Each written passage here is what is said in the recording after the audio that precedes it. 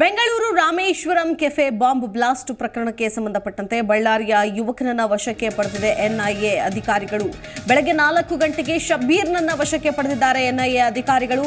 ಹೆಚ್ಚಿನ ವಿಚಾರಣೆಗೆ ಬೆಂಗಳೂರಿಗೆ ಕರೆದೊಯ್ದಿದ್ದಾರೆ ಅಧಿಕಾರಿಗಳು. ಬಾಂಬ್ ಬ್ಲಾಸ್ಟ್ ಕೇಸ್ಗೂ ಯುವಕನಿಗೂ ಲಿಂಕ್ ಇದೆ ಅನ್ನೋ ಬಗ್ಗೆ ತನಿಖೆಯನ್ನ ಮಾಡಲಾಗ್ತಾ ಇದೆ. ಯಾಕಂತಂದ್ರೆ ಇಡೀ ರಾಜ್ಯವನ್ನೇ ಬೆಚ್ಚಿ ಬೀಳಿಸಿದಂತಹ ಘಟನೆ, ದೇಶಾದ್ಯಂತ ಸುದ್ದಿಯಾದಂತಹ ಘಟನೆ. ರಾಮೇಶ್ವರಂ ಕೆಫೆಯಲ್ಲಿ ಬಾಂಬ್ ಬ್ಲಾಸ್ಟ್ ಆಗಿತ್ತು. ಬಳ್ಳಾರಿಯ ಯುವಕನನ್ನ ಇದೀಗ ವಶಕ್ಕೆ ಪಡೆದಿದ್ದಾರೆ ಎನ್ಐಎ ಅಧಿಕಾರಿಗಳು. ಬೆಳಗಿನ ಜಾವ 4 ಗಂಟೆಗೆ ಶಬ್ಬೀರ್ ಅನ್ನೋ ಯುವಕನನ್ನ ವಶಕ್ಕೆ ಪಡೆದಿದ್ದಾರೆ. ಹೆಚ್ಚಿನ ವಿಚಾರಣೆಗೆ ಬೆಂಗಳೂರಿಗೆ ಕರ್ಕೊಂಡು ಬಂದಿದ್ದಾರೆ ಅಧಿಕಾರಿಗಳು, ಎನ್ಐಎ ಅಧಿಕಾರಿಗಳು. ಬಾಂಬ್ ಬ್ಲಾಸ್ಟ್ ಕೇಸ್ಗೂ ಈ ಯುವಕನಿಗೂ ಲಿಂಕ್ ಇದೆ ಅನ್ನೋ ಬಗ್ಗೆ ಸುಳಿವು ಸಿಕ್ಕ ಹಿನ್ನೆಲೆಯಲ್ಲಿ ಆತನ ತೀವ್ರ ವಿಚಾರಣೆಗೆ ಒಳಪಡಿಸ್ತಾ ಇದ್ದಾರೆ. ಹಾಗಾಗಿ ಈತನನ್ನ ಈಗ ವಿಚಾರಣೆಗೆ ಒಳಪಡಿಸ್ತಾ ಇದ್ದಾರೆ. ಯಾಕಂದ್ರೆ ಎಲ್ಲ ಆಯಾಮದಲ್ಲೂ ಕೂಡ ಎನ್ಕ್ವೈರಿ ಮಾಡ್ತಾ ಇದ್ದಾರೆ. ಆದರೆ ಈ ಪ್ರಮುಖ ಆರೋಪಿ ಮಾತ್ರ ಸಿಕ್ಕಿ ಬಿದ್ದಿಲ್ಲ ಅನ್ನೋದನ್ನು ನಾವು ಗಮನಿಸಬೇಕಾಗತ್ತೆ. ಹಾಗಾಗಿ ಈ ಪ್ರಕರಣವನ್ನ ಬಹಳ ಗಂಭೀರವಾಗಿ ಎನ್ಐಎ ಅಧಿಕಾರಿಗಳು ಕೂಡ ತೆಗೆದುಕೊಂಡಿದ್ದಾರೆ. ರಾಜ್ಯ ಪೊಲೀಸರು ಕೂಡ ಸಹಕಾರವನ್ನ ಕೊಡ್ತಾ ಇದ್ದಾರೆ. ಆದರೆ ಈ ಯುವಕ ಇನ್ನೂವರೆಗೂ ಕೂಡ ಪತ್ತೆಯಾಗಿಲ್ಲ ಅನ್ನೋದು ನೋಡಬೇಕಾಗತ್ತೆ. ಇವತ್ತು 4 ಗಂಟೆಗೆ ಬಳ್ಳಾರಿ ಮೂಲದ ಶಬ್ಬೀರ್ ಅನ್ನೋ ಯುವಕನನ್ನ ವಶಕ್ಕೆ ಪಡೆಯಲಾಗಿದೆ.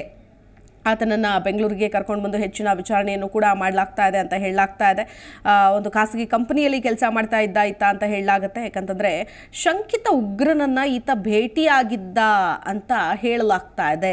ಈ ನಿಟ್ಟಿನಲ್ಲಿ ಆತನಿಗೂ ಇವನಿಗೂ ಲಿಂಕ್ ಇದೆಯಾ, ಫೋನ್ ಮೂಲಕ ಸಂಪರ್ಕ ಮಾಡಿದ್ದ ಅನ್ನೋ ಬಗ್ಗೆ ಒಂದಷ್ಟು ಮಾಹಿತಿಗಳು ಸಿಕ್ಕಿದೆ ಅಂತ ಕೂಡ ಹೇಳಲಾಗ್ತಾ ಇದೆ. ಈ ಎಲ್ಲ ಅನುಮಾನಗಳ ಮೇಲೆ ಎನ್ಐಎ ಅಧಿಕಾರಿಗಳು ಶಬ್ಬೀರ್ನನ್ನು ವಶಕ್ಕೆ ಪಡೆದು ವಿಚಾರಣೆಯನ್ನು ಮಾಡ್ತಾ ಇದ್ದಾರೆ. ಇದೇ ವಿಚಾರಕ್ಕೆ ಸಂಬಂಧಪಟ್ಟಂತೆ ಮತ್ತಷ್ಟು ಡೀಟೇಲ್ಸ್ ಕೊಡ್ತಾರೆ ನಮ್ಮ ಪ್ರತಿನಿಧಿ ವಿಶ್ವನಾಥ್. ದೂರವಾಣಿ ಸಂಪರ್ಕದಲ್ಲಿ ಜಾಯ್ನ್ ಆಗ್ತಾರೆ. ವಿಶ್ವನಾಥ್, ಎಲ್ಲ ಆಯಾಮದಲ್ಲೂ ತನಿಖೆ ಮಾಡಿದ್ರು ಕೂಡ ಈ ಪ್ರಮುಖ ಆರೋಪಿ ಇನ್ನೂ ಸಿಕ್ಕಿ ಬಿದ್ದಿಲ್ಲ. 10 ಲಕ್ಷ ಬಹುಮಾನ ಘೋಷಣೆ ಮಾಡಿದ್ರು ಕೂಡ ಈತನ ಸುಳಿವು ಸಿಗ್ತಾ ಇಲ್ಲ.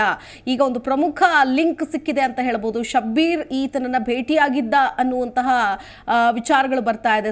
ಈ ಆಧಾರದ ಮೇಲೆ ಅರೆಸ್ಟ್ ಮಾಡಿದ್ದಾರೆ. ಹೇಗೆ ನಡೆಸಿದ್ರು ಕಾರ್ಯಾಚರಣೆಯನ್ನ, ಯಾವ ರೀತಿಯಾಗಿ ಲಿಂಕ್ ಇದೆ ಅನ್ನೋದ್ರ ಬಗ್ಗೆ ಏನಾದರೂ ಮಾಹಿತಿ ಲಭ್ಯ ಆಗಿದೆಯಾ?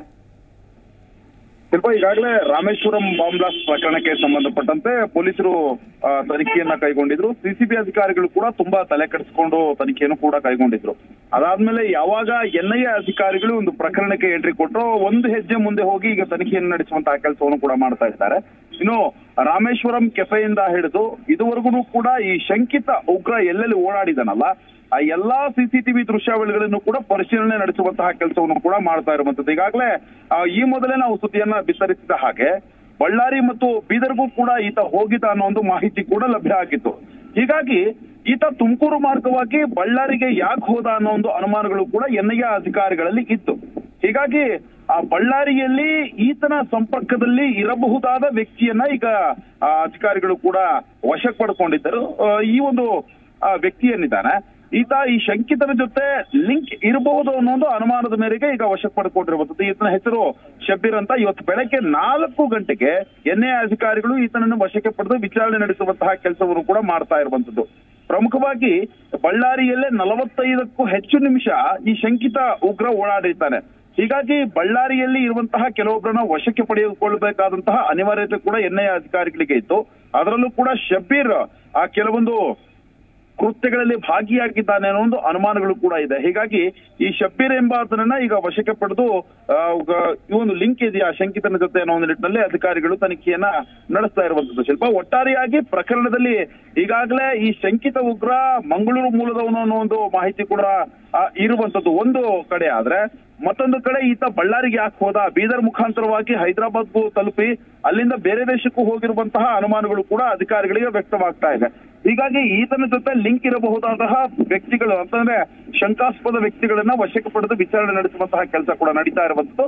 ಇದರ ಮುಂದುವರಿದ ಭಾಗವಾಗಿ ಈಗ ಶಬ್ಬೀರ್ನನ್ನ ವಶಕ್ಕೆ ಪಡೆದು ವಿಚಾರಣೆ ನಡೆಸ್ತಾ ಇದ್ದಾರೆ. ಕಾದ್ ನೋಡೋಣ ಈ ಶಬ್ಬೀರ್ನಿಂದ ಏನಾದ್ರೂ ಕೆಲವೊಂದು ಲಿಂಕ್ಸ್ ಬಹುದಾ ಅಂತ. ಶಿಲ್ಪ, ಓಕೆ, ಧನ್ಯವಾದ ವಿಶ್ವನಾಥ್ ಡೀಟೇಲ್ಸ್ಗಾಗಿ. ಜಿ ಕನ್ನಡ ನ್ಯೂಸ್ ಈಗ ನಿಮ್ಮ ಮನೆಯಲ್ಲೇ ನೋಡಿ. ಎಲ್ಲ ಕೇಬಲ್ಗಳಲ್ಲಿ ಈಗ ಲಭ್ಯ. Sun Direct 292, Jio TV 1334, U digital 162, city cable 51, GTPL 17, Abhishek cables 821, rock line telecommunication 51, Shri Basaveshwara number 60, Vinayaka digital number 53, in digital number 896ರಲ್ಲಿ. ನಿಮ್ಮಿಸ್ತದ ಜಿ ಕನ್ನಡ ನ್ಯೂಸ್ ನೋಡಿ ಆನಂದಿಸಿ.